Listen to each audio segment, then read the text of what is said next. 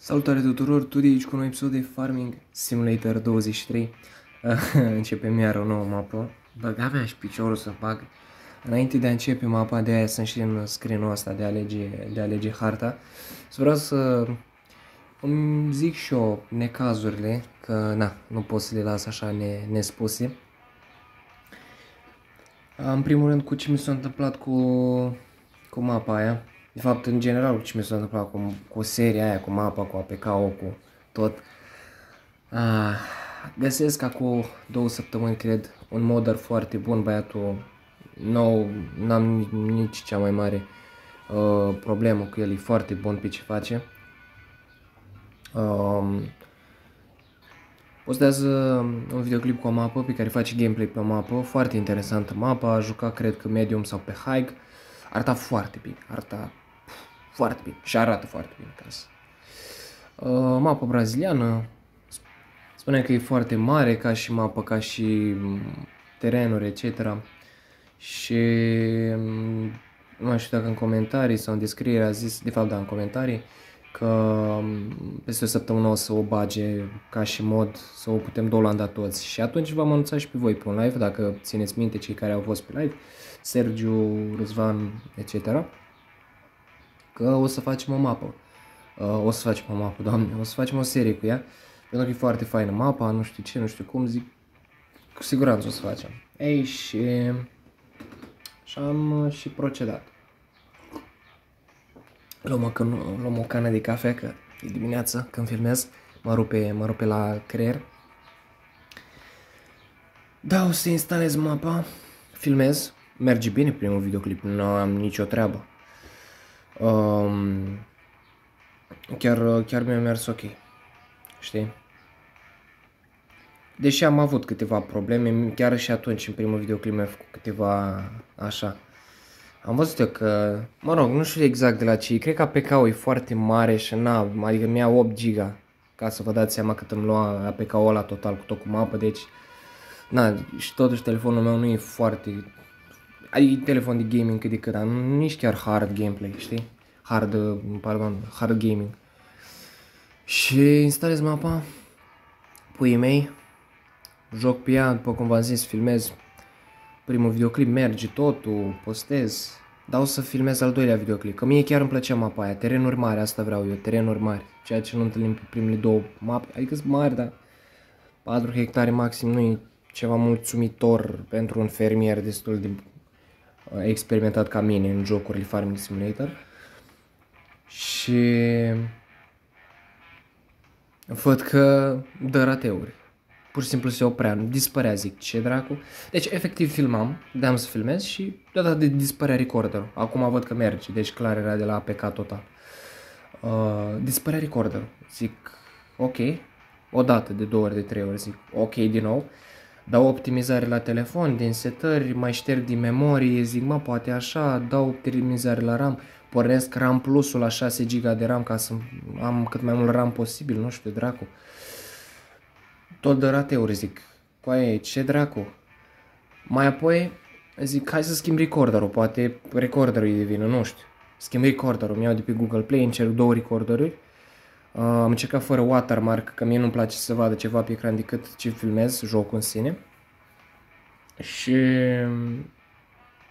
hai să dau continuu totuși să se încarce mapa până în alta. Dau să puii mei, știi? Filmez cu nou recorder, fără watermark, că nu-mi place. Rateu de 2 ori, de 3 ori, de 4 ori, zic, du-te în morții mătii. Dă-te în morții mătii, serios. I mean, dă-te în morții mătii.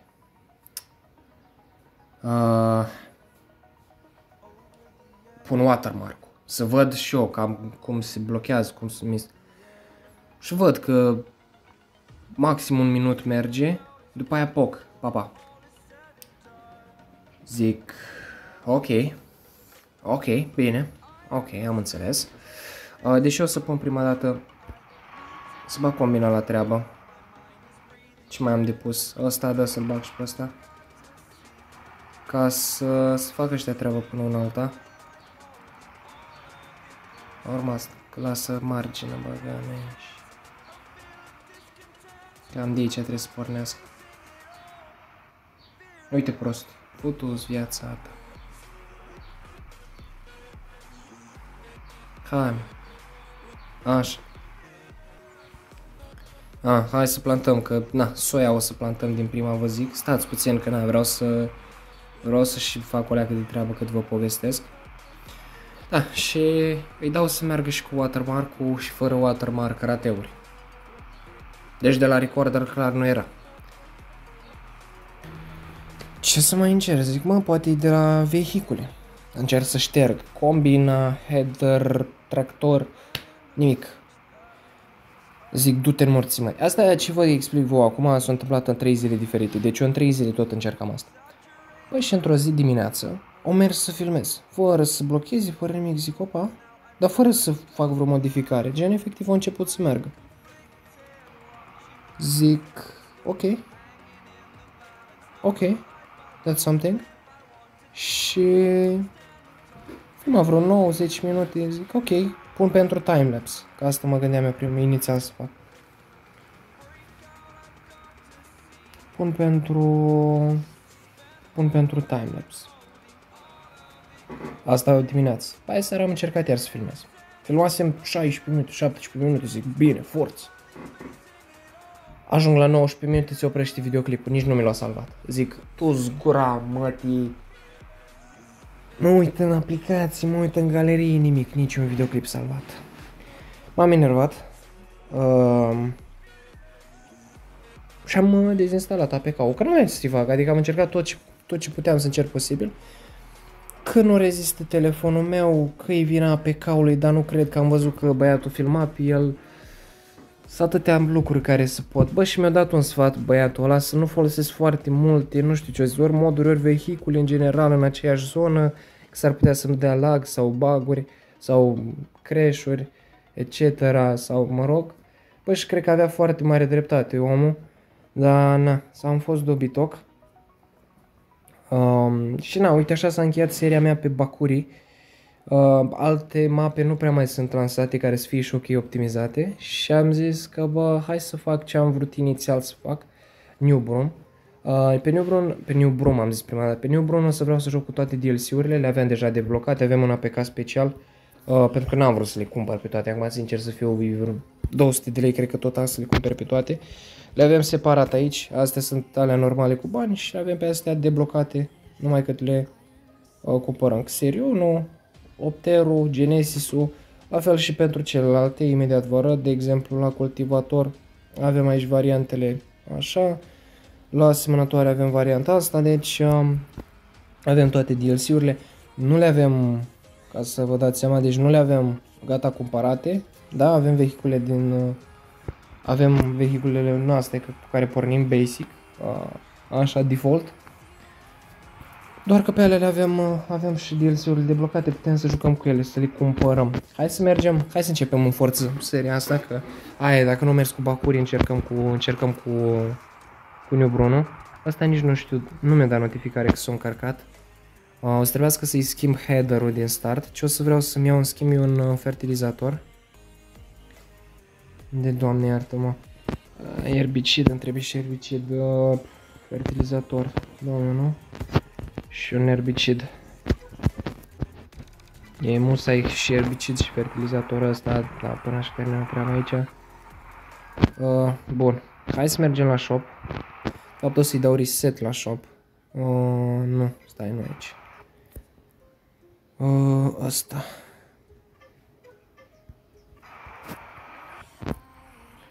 Să luăm fertilizatorul și... Asta e lângă noi shop-ul. O să vedem imediat. Puțin la că ni se randează mapa complet.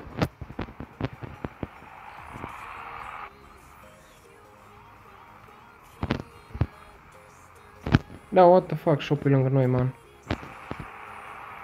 Da, shop-ul e efectiv exact lângă noi. Ce tare. No, asta e fine. Trebuie să mă lăsăm pe fertilizatorul. Trec în partea asta, fermă. Se randează mapa. Acum la început am puține FPS-uri scăzute dintr-un anumit motiv sau altul. De la pentru baloți și aici nu, sau?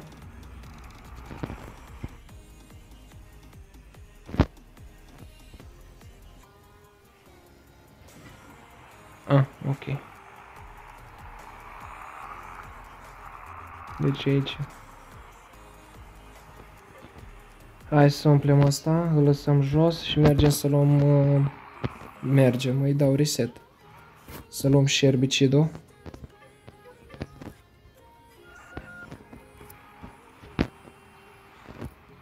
Și asta a fost experiența mea cu bacurii, băieți. Nu una foarte plăcută. Nu că n-aș fi...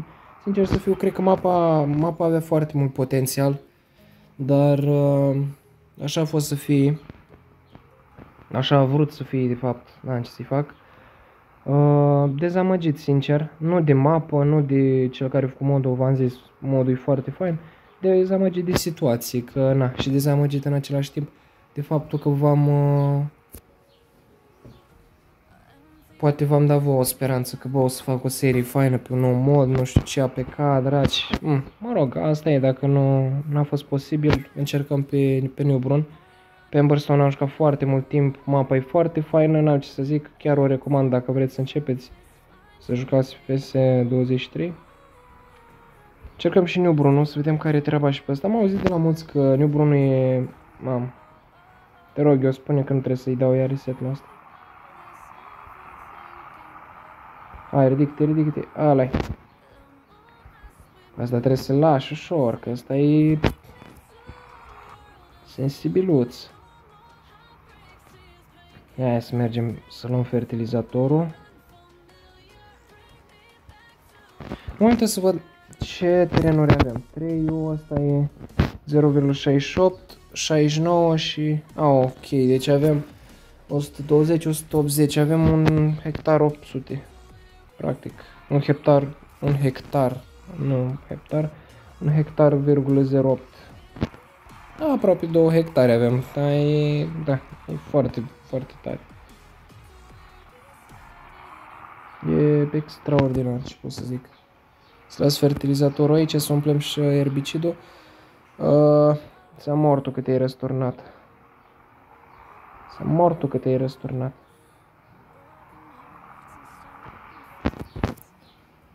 Să umplu și erbicidul. Acum nu o să fie greu pe primele terenuri, că sunt doar 3, sunt mici, nu știu ce. Hai că m-am dus prea departe. O să fac foarte, foarte lung episodul. 20 de minute, probabil. 25, să zicem. Doar așa începem treaba pe joc. Toți băieții își fac aici damblaua. Începem cu soia, pentru că, na, din nou, soia e cea mai vândută grână, deci. Rapid dacă vreau să fac ulei, am nevoie de să zic, fabrică, deci. La fel văd și prețurile și pe asta e tot de 3700, 4000, la fel ca pe Emberstone. Mă așteptam prețurile să fie puțin diferite, dar văd că nu. Adică am lăsat timpul pe rapid 60x. Vreau să mă duc să dau cu erbicid.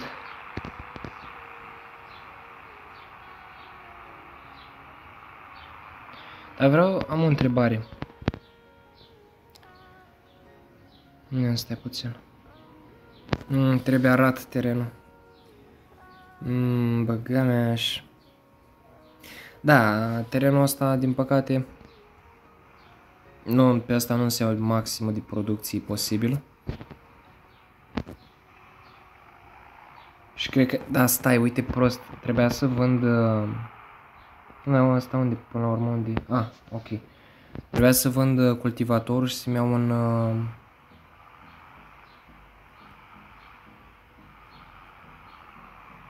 un plug. Pentru că trebuie să-și arăm terenurile, îmi bag piciorul. Am și uitat.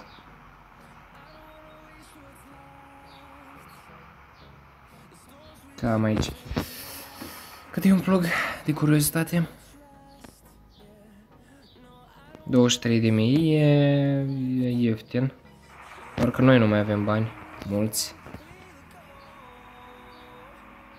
Frumos Johnny-ul ăsta. De arat. Da. Fac o mare prostie acum. Trebuia să fac asta mai devreme, dar mă rog. Vehicule. Care e Regio? Da. Trebuia să vând cultivatorul și să dau cu plugul. Dar, da. Un fermier care cu experiență... Bă, trebuia să-i dau reset, nu trebuia să-l vând, că luam mai mult pe el, bă, gameș. Ai. Pluguri, Ecomatul, dă-l încoa. Cu ăsta o să ne facem treaba, are 3,5 metri.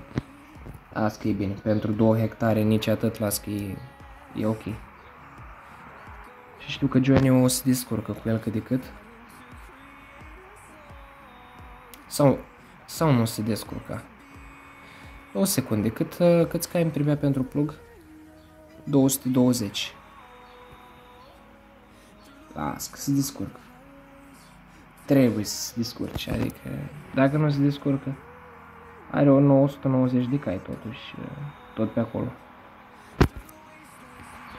Da, nu o să luăm prea mult pe producții, pe prima producție. Asta e clar, dar n-am ce să fac. Am fost concentrat să vă zic ce mi s-a întâmplat și am uitat că sunt chestii la care trebuie să mă și concentrez când mă joc, dar mă rog, aia e. Deci să-i dau așa să-l învârt pe cealaltă parte. Aici avem găinile, foarte frumos plasate. Se vede că mapa e europeană. Caz că nu știți, New Bruno e mapa europeană. Să-i dau de aici.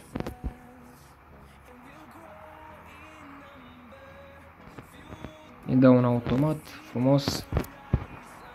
Tu mai puțin și numai bine se umple și tank-ul. Hai să și erbicidez până una alta.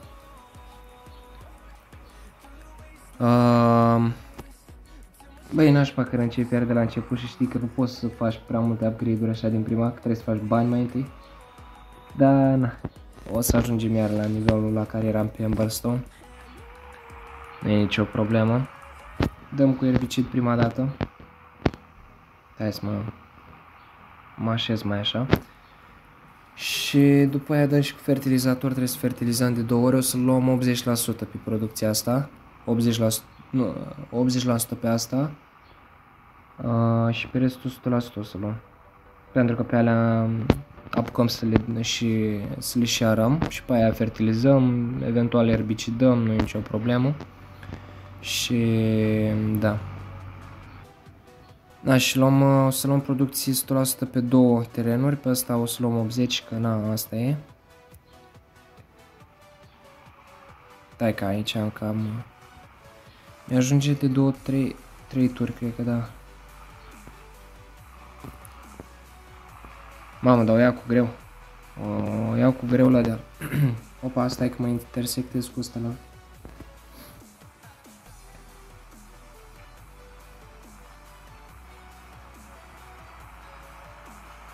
Așa. O, Doamne, ce greu o să fie începutul ăsta. O să trebuiască să farmez pe 2 hectare, nu știu cât de practicabil o să fie. Dar, începutul e greu.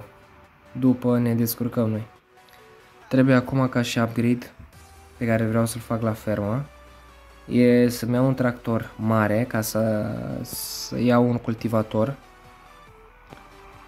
Așa, după aia o semănătoare și după header. Bine, headerul cred că ar trebui să fie primul pe care trebuie să-l înlocuiesc. Stai, chiar mă intersectez cu asta. Headerul cred că ar trebui să fie primul. Că ăla de 3 metri mi se pare că nu e foarte practic. Efectiv, termină treaba odată cu semănătoarea și nu Nu-i foarte productiv. Hai mă mai repede, dă-i default, auzi, unfold ca să pot să plec până vine asta la alt. Da, și cum ziceam, o să iau header-ul ăla de 10 metri cel mai probabil. Nici nu mai știu pe mapa asta ce să mai încerc. Pe Pemberstone am încercat să vindem, adică am vândut haine, bumbac, gen bumbacul direct produsul, solid. Material am vândut, ulei de floarea soarelui, era zic, ulei de rapiță. Ce am mai vândut? Soia și rapiță în sine, astea basic. Și bările astea n-am vândut că nu mi se par cine știe ce.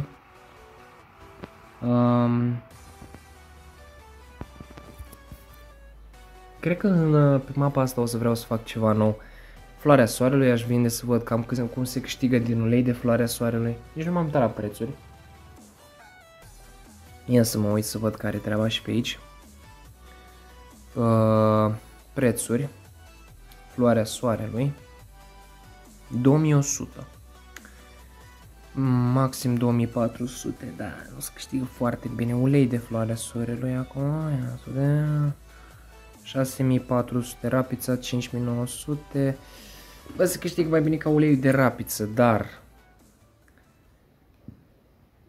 nu știu. Trebuie să mai pui și 80.000 în fabrică, trebuie să bagi ca să o cumperi. Acum la început e cam crimă să te duci așa pe... să iei decizia asta să faci o fabrică din prima. Abia, să zicem, după primele 20 de ori poți să încep cu o fabrică. Ce e fain la seria asta, ce o să fie fain de fapt, e faptul că o să jucăm cu DLC-urile. Avem foarte multe lucruri noi cu ocazia asta cu care o să jucăm. O să avem cultivatoare mai mari, semănători mai mari în acest caz. Chiar și o combină nouă, asta Lexion 8900, arată la fel ca... Bine, are acea deschizătoare sus. Dar eu tot o să vreau să joc, deși asta e cea mai puternică, 18 tone care poate să țină, 780 de cai. What the fuck? Man, e mult mai ieftină decât asta. Gen, asta e mai mult așa, dacă vrei, ești tu fan John Deere și vrei să iei X9, dar în rest, ia uite că e mult mai convenabilă cu Lexionul ăsta. Ce tare. Bun, bine de știut. Asta cât e? 401.000, asta 489. Bă, și e clar un upgrade, adică uitați-vă, 435 de cai, 780, adică 89.000 pentru așa ceva, iau în considerare, deci asta vă și spuneam, DLC-urile, clar o să facă diferența. Iar la tractoare, clar, tractorul cu care vreau să joc este acest T8 Genesis. 400 de căluți, T8-ul. N-am mai jucat cu T8-ul din FS16, credeți-mă că sunt foarte nerăbdător să văd cum e. Nu prea am văzut gameplay-uri cu el, tocmai din cauza că voiam eu să joc. Avem 8 erol, 410. Wait, ăsta e normal cumva? Văd că ăsta are roți duble. Ăsta nu are roți duble. E diferit cumva de el? Asta cât are? 458. 458. Probabil imaginea, dar dacă ar fi cu roți normale, credeți-mă că mai mult îmi place cel cu roți normale decât ăla cu duble. Și avem versatilul ăsta, bomba asta atomică, care e 398.000 și are 665 de cai. Să moară alea, dacă nu, pe ăsta dacă îl bag o dată pe teren s-a terminat. Și Xerionul ăsta, care e bun de făcut tranzit, că el de vândut remorci. Băieți, nu o să vreau să fac videoclipul foarte lung pentru că nu vreau să vă plictisesc. O să încerc să filmez o dată pe zi sau o dată la 2 zile pentru că nu o să fac din nou episoade lungi. Și eventual o să vreau să fac și câte un live o dată pe săptămână ca să facem mai repede, mai multe progrese într-un timp mai mare. Nu vreau să fac episoade lungi pentru că probabil vă plictisiți, dar o să facem în schimb live-uri pe care o să facem multă muncă, să zicem așa, mult progres. Eu o să continui aici de făcut treaba și o să vă las cu update-uri, cu ce o să mai fac, eventual mai strâng niște bănuți să mai facem niște upgrade-uri la fermă și să-mi lăsați în comentarii ce tractor doriți să vedeți ca prima achiziție.